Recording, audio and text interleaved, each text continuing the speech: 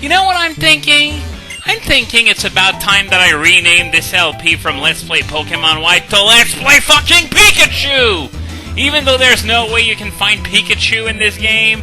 And, you know, the reason's very simple. I don't know if you've seen my angry rant about Pikachu on my blog, but basically, if you haven't, my opinion on it is that it's simply being overmarketed and overused as, you know, a ploy to sell toys to children and so on and so forth. And, you know, Pokemon's target audience is kids. I can admit that much.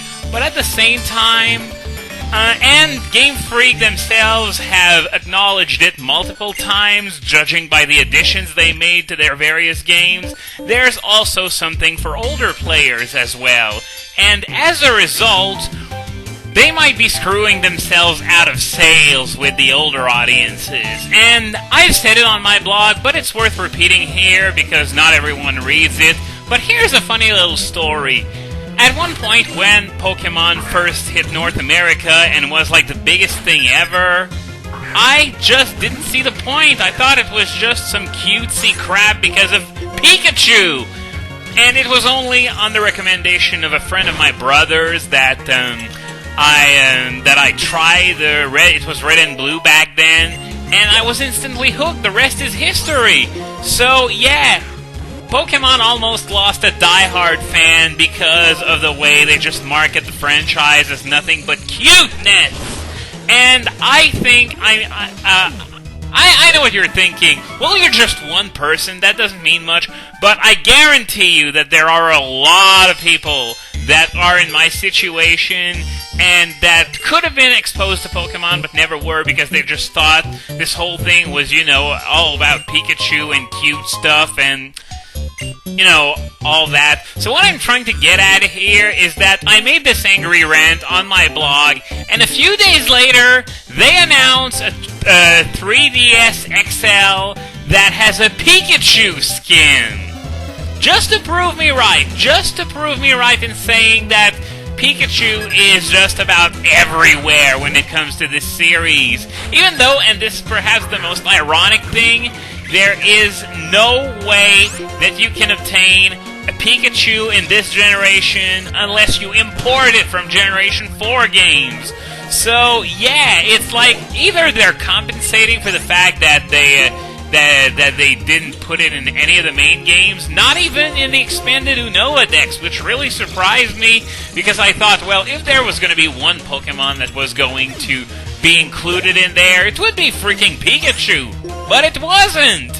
So, yeah, I guess this was just a follow-up to my angry rant about Pikachu, and to be quite honest with you, I know Pikachu is recognizable and all that stuff, and it's the mascot, but imagine if someone saw, for example, Hydreigon instead. They would probably think, whoa, what's that awesome-looking thing? It's a Pokemon? Really? Oh my god, Pokemon is so much more awesome than I thought it was. So, well, I guess this is sort of a dramatization of what someone would think, but I'm pretty sure some people would think something pretty close to that if Pokemon just shifted its marketing, and I guess we're back near the entrance, and this is a one-way passage, so I'm not going to continue.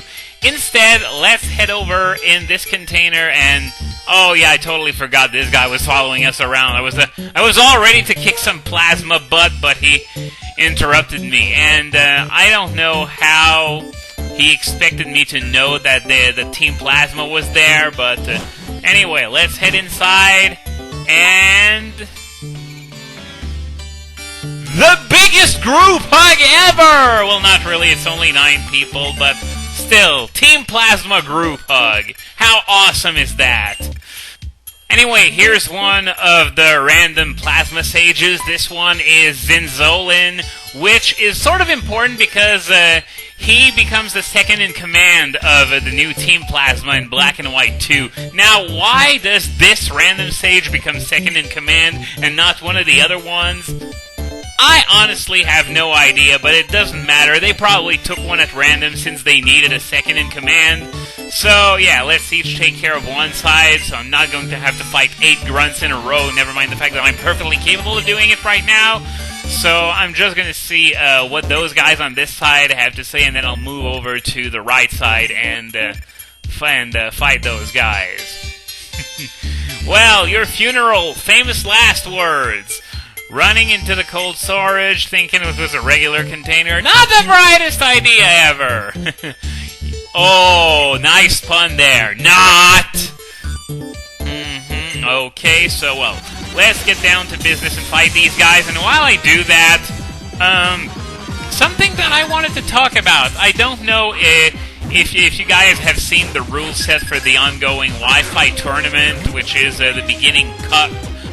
Or rather, no, it's going to be the next one after that. Those 2 tournaments are exclusive to Black 2 and White 2, so this means it's Japan only unless you imported a copy, I suppose. But yeah, let's talk about the beginning cup while I'm here. The rule set, remember those early Gen 5 tournaments that only allowed for Unova Pokemon to be used?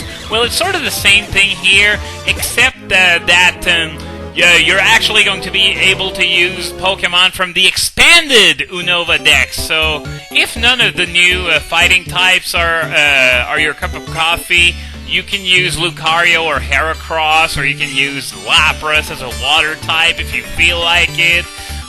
So there's going to be a lot more variety. And what I wanted to... hold on a second. I'm going to come back to this later.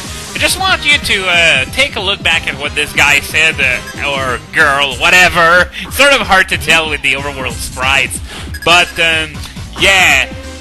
Take a look at what she said, and it looks kind of similar to what the first guy said. They're probably all going to be saying that, oh, I'm really strong for this group, which is obviously a different take on the classic Earthbound gag with the third strongest mole. Nintendo's gotta love that gag because they recycled it in Super Mario 64 DS as well. But yeah, back to the tournament that was supposed to take place after the beginning cup. The rules are somewhat the same, except that Ubers are going to be allowed. And Ubers not in the Smogon sense of the term, but the Pokemon that are usually banned from tournaments. This means that Victini, Reshiram, Zekrom, Kyurem, Meloetta, Keldeo, and Genesect will be able to be used in that tournament. So this marks the first time that they will ever be usable in an official tournament. At least I believe that's what they said. I was about to say I could be wrong on that, but since they said so, I think they would be fairly reliable to begin with. But yeah, I really don't know what it's going to do to the game's variety, considering that, well, an expanded Unova Dex tournament without Ubers, in a manner of speaking, there wouldn't be too many variety issues, I guess. But when you allow these Pokemon, you pretty much ensure that quite a few of these Pokemon are going to be found on each team. Reshiram, Zekrom, and the Kyurem forms, especially the white form, which is absolutely amazing, and yet they all said that they were really strong for this group, so turns out I was right.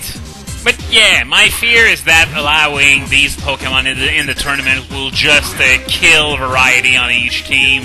Then again, Politoed and Ninetales are not in the new Unova deck, so that might be not as much of a problem as it could be, I guess, considering that Reshiram and White Kyurem both really, really love the sun. But now I'm just rambling on about everything and nothing, and guess I should get a move on. So, oh yeah, did you know that that typing tutorial thing is actually going to get a European release? Yeah, I couldn't believe it either.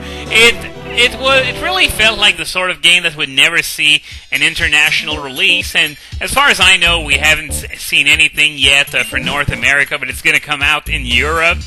And yeah, we've beaten everyone, so here comes Clay with a bunch of random lurkers, and yeah, he's right. We all know what he implied there.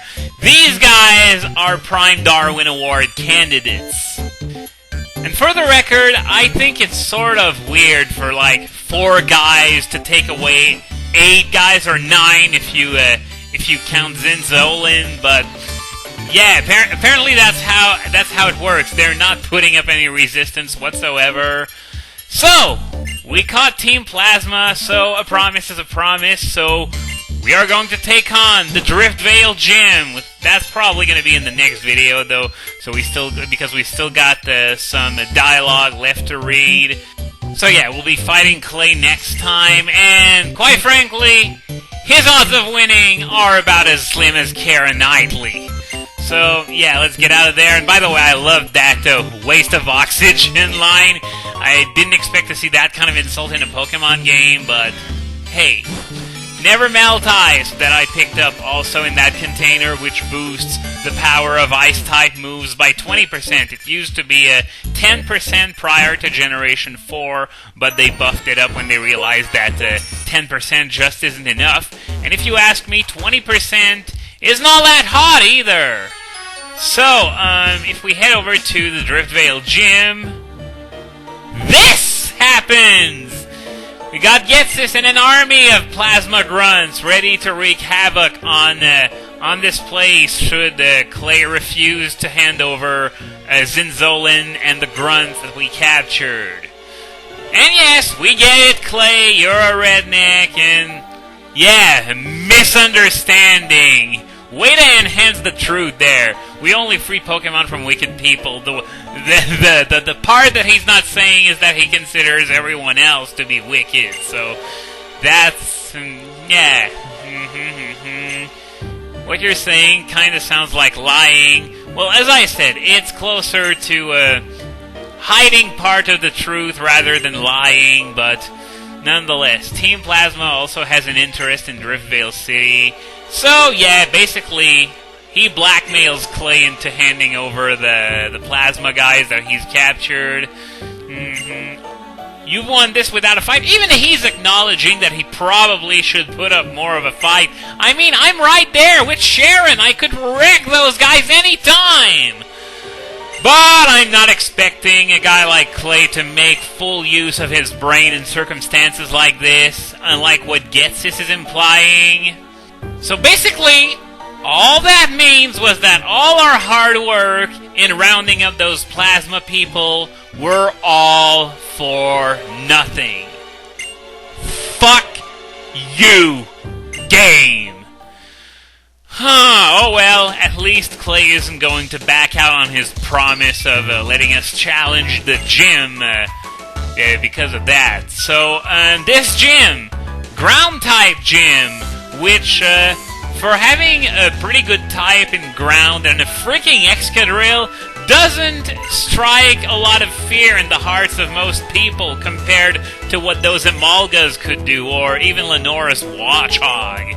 I really don't want to lose to that Clay guy.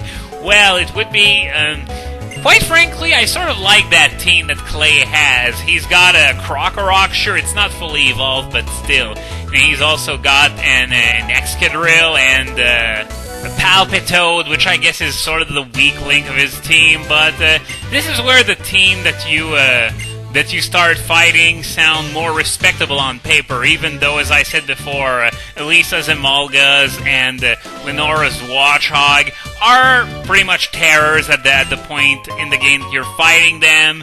So yeah, it just goes to show how much different in-game is than competitive play. So, yeah, ground-type Pokemon aren't good against a whole lot of things, mostly water, but also grass. Kind of makes me wonder why Clay's living next to water. Good thought! So, I'm just going to send Lilligant in the lead real quick, and next time we're going to be facing the 5th of the Unova gyms.